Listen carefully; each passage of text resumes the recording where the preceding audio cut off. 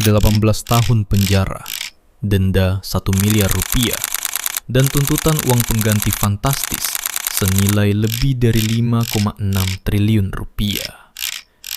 Itulah nasib Nadiem Anwar Makarin, mantan Menteri Pendidikan sekaligus pendiri Gojek, yang baru saja dibacakan oleh Jaksa Penuntut Umum di Pengadilan Tipikor Jakarta Pusat. Dunia internasional langsung geger. Media bergengsi The New York Times bahkan menurunkan laporan khusus dengan judul yang sangat keras, menuduh bahwa penuntutan ini memicu ketakutan akan adanya authoritarian overreach, alias tindakan otoriter yang berlebihan dari kekuasaan.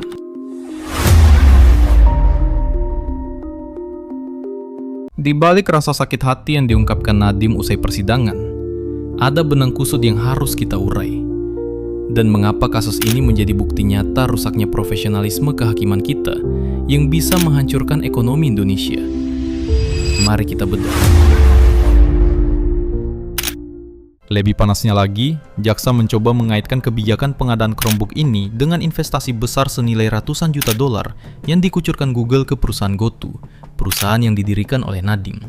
Jaksa menganggap peningkatan kekayaan Nadiem di LHKPN yang mencapai triliunan rupiah tidak seimbang dengan penghasilan sahnya dan dituduh berasal dari konflik kepentingan tersebut.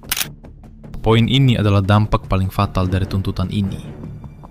Ketika institusi kehakiman dan kejaksaan kita memaksakan tuntutan 18 tahun penjara berbasis hubungan logis yang lemah, yaitu menyamakan investasi korporasi global yang sah dengan dana korupsi, kita sedang mengirimkan sinyal bahaya ke seluruh dunia.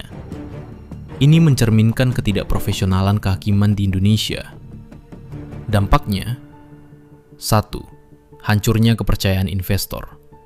Nadiem adalah simbol tech tycoon atau ikon ekonomi digital Indonesia. Kalau seorang pendiri startup terbesar di negeri ini bisa dikriminalisasi atas investasi sah yang diterima perusahaannya, investor global akan berpikir, Indonesia adalah wilayah yang tidak aman secara hukum untuk berinvestasi. Yang kedua, capital outflow masif. Investor asing akan menarik modal mereka secara massal dari Indonesia.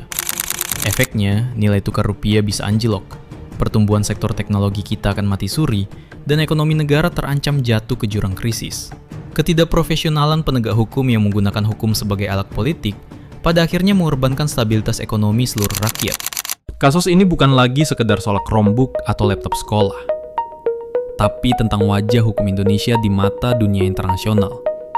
Jika hukum kita terus berjalan tanpa perbaikan dan tebang pilih demi kepentingan, maka ongkos yang harus dibayar bangsa ini adalah masa depan ekonominya sendiri.